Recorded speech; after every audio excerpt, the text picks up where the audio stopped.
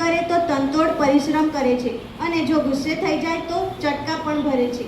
નમસ્કાર, good morning. આજની પ્રાર્થના સભામાં ઉપસ્થિત આદરણીય આચાર્ય સાહેબ શ્રી, ગુરુજન,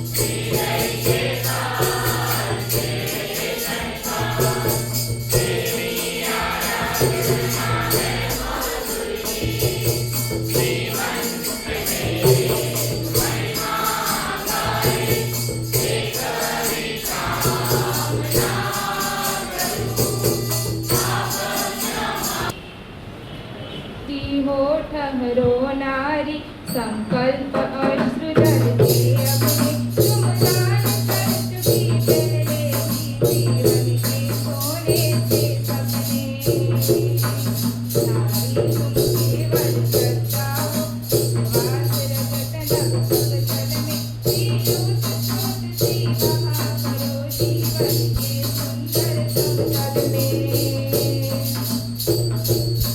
देवों के विजय दानवों की कारों का होता युद्ध रहा संघर्ष सदा और अंतर में जीवित रहा नित्य विरुद्ध रहा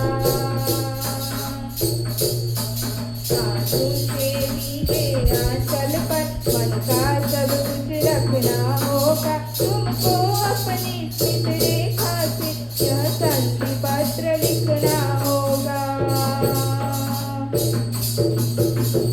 નિમિત્તે હું આપની સમક્ષ મહિલા વિશે પ્રવચન રજૂ કરીશ. કહેવાય છે કે મહિલા એટલે પ્રેમ, ત્યાગ અને સમર્પણની મૂર્તિ. પણ મારું કહેવું એવું છે કે મહિલા એક એવું મલ્ટીટાસ્કિંગ સોફ્ટવેર છે જે આપણા ઘરને હેંગ થયા વગર ચલાવે છે. સૌથી પહેલા વાત કરીએ મમ્મીની, તો મમ્મી એટલે ઘરની પ્રાઇમ મિનિસ્ટર. મમ્મી પાસે એક જાદુઈ શક્તિ રહેલી છે. તમે ગમે તે વસ્તુ ખોઈ નાખો પણ મમ્મી રસોડામાં એક બૂમ પાડીને કહેશે કે આ વસ્તુ ત્યાં છે અને એ વસ્તુ ત્યાં જ મળે છે. અને મમ્મીનું એડજસ્ટમેન્ટ તો જુઓ, ગમે તેટલી મોંઘવારી હોય પણ મમ્મી ઘરનું બજેટ એવી રીતે સાચવે છે કે કોઈને પણ કઈ વસ્તુની કમી વધવા દેતી નથી. પછી આવે છે બહેન. બહેન એટલે ઘરની સીબીઆઈ કે રો એજન્સી. ભાઈ ક્યાં ગયો હતો, કે કોની સાથે ફોન પર વાત કરતો હતો અને ક્યારે ઘરે આવ્યો, એ બધો જ ડેટા બહેનની પાસે સેવ હોય છે. એ આપણી સાથે લડે પણ છે અને પપ્પાના ગુસ્સાથી આપણને બચાવે પણ છે. અને છેલ્લે વાત આવે પત્નીની. પત્ની એટલે ઘરની હાઈકોર્ટ. એમની સામે દલીલો ચાલતી નથી, ફક્ત ચુકાદાઓ જ આવે છે. પણ એ હાઈકોર્ટ છે એના લીધે આપણું જીવન શિસ્તબદ્ધ અને ડિસિપ્લિનમાં ચાલે છે. એ આપણને સુધારે છે અને જીવનમાં સાચા માર્ગે ચાલવાની સલાહ આપે છે. સ્ત્રી એ માત્ર ચાર દિવાલો પૂરતી સીમિત નથી. તે શિક્ષણ, વિજ્ઞાન અને સાહિત્યમાં અને रमत-गमत જેવા ક્ષેત્રોમાં माँ ना होती, बहन ना होती, बेटी ना होती तो क्या यह दुनिया इतनी सुंदर होती? शायद नहीं, क्योंकि नारी केवल एक शब्द नहीं है. नारी प्यार है, शक्ति है, त्याग है और पूरे समाज की पहचान है. आज का दिन केवल एक तारीख नहीं बल्कि एक उत्सव है. यह दिन है महिलाओं के सम्मान, उनके संघर्षों और उनकी उपलब्धियों का.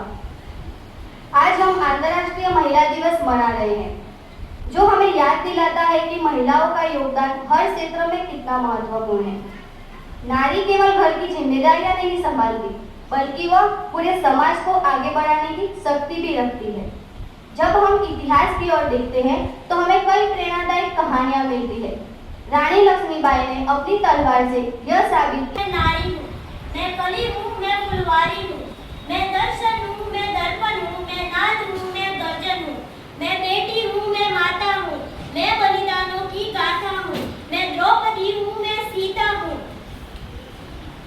सुनो द्रौपदी शस्त्र उठा लो, अब गोविंद न आएंगे। छोड़ो मेहंदी खड़क संभालो, खुद ही अपना चीर बचा लो। दूत बिछाए बैठे शकुनी, मस्तक सबके बिक जाएंगे। सुनो द्रौपदी शस्त्र उठा लो, अब गोविंद न आएंगे। कब तक आस लगाओ तुम बिके हुए अखबारों से? कैसी रक्षा मांग रही हो दुशासन दरबारों से? स्वयं जो लज्जाहीन पड़े हैं वे क्या लाज बचाएंगे? सुनो द्रौपदी शस्त्र उठा लो, अब गोविंद न आएंगे। कल तक केवल अंधा राजा, अब गूंगा बहरा भी है। होठ सिल दिए हैं जनता के, कानों पर पहरा भी है। तुम ही कहो ये अश्रु तुम्हारे किसको क्या समझाएंगे? सुनो द्रौपदी शस्त्र उठा लो, अब गोविंद न आएंगे। ના મળીને પણ મુરઝાયેલા ફૂલોની છે. વાત એક અંજનીમાં ભરીને અવતરેલી ગંગાને અંજનીમાં ભરીને પી ગયેલા અગસ્ત્યની છે. વાત એક અસ્ખલિત શક્તિને સંચરવા આડેલા પહાડોની છે અને વાત એક આવેલા પડકારોની છે.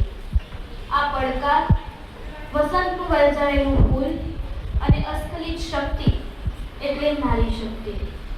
21મી સદી એ જ્ઞાનની સદી, 21મી સદી વિજ્ઞાનની સદી, પણ સાથે એવું નથી લાગતું કે 21મી સદી થોડીક સભાનપણાની સદી પણ થવી જોઈએ? સમજાય તો ક્ષણમાં જ સમજાઈ જાય છે, નહીતર યુગો પણ વીતી જાય છે. કોણ જાણે કેટલા રાજા રામ મોહન રાય આવી થાય ન સંભળાય, છતાંય આવું ક્યારેક. આમ તો 8 માર્ચ એટલે આંતરરાષ્ટ્રીય મહિલા દિવસ તરીકે ઉજવવામાં આવે છે, પણ એ રજાનો દિવસ હોય એ કાર્યક્રમને આજે આપણે પ્રાર્થના કાર્યક્રમમાં સંમેલિત કરેલો છે. એકદમ ટૂંકા સમયગાળામાં શનિવારે જ એની જાહેરાત થઈ, એનું આયોજન થયું, એનું વ્યવસ્થાપન થયું અને આજે એકદમ સરસ રીતે પ્રાર્થના કાર્યક્રમમાં એની રજૂઆત કરવામાં આવી. કાવ્ય પઠન સરસ હતું, ઉદ્ઘોષણા પણ સરસ હતી. બંને જે વ્યાખ્યાન થયા એ પણ એટલા સરસ હતા અને ઝલકબેને પણ જે રજૂઆત કરી એમાં સ્ત્રી શક્તિનું જે મહત્વ છે એને જુદા જુદા સ્વરૂપે મૂલવવામાં આવ્યું છે. એટલે નારી શક્તિ અને મોટે ભાગે હવે એક પણ ક્ષેત્ર એવું બાકી નથી કે જ્યાં દીકરીઓનો સમાવેશ ન થયેલો હોય. માત્ર સમાવેશ નહીં પણ એનું નેતૃત્વ જ એના હાથમાં હોય છે. એટલે સ્ત્રી પુરુષ સમોવડી બની છે. મહિલા સશક્તિકરણ એ જે સમગ્ર ભારત વર્ષની અંદર એની જે પહેલ કરવામાં આવી અને તિલ તુડે આજ દિન સુધી કોઈ પણ વિદ્યા શાખામાં જવાનું થાય તેમાં ભણવામાં દીકરીઓની સંખ્યા વધારે હોય છે, મેડલ લેવામાં પણ દીકરીઓની સંખ્યા વધારે હોય છે. એટલે એવું એક પણ ક્ષેત્ર બાકી નથી રાખ્યું કે જે ક્ષેત્રમાં એમના તમામે તમામ પ્રકારના ક્વોલિટી બેઝ કામોની અંદર એને પીછેહટ કરેલી હોય. એટલે એમાં ભાઈ નિલેશને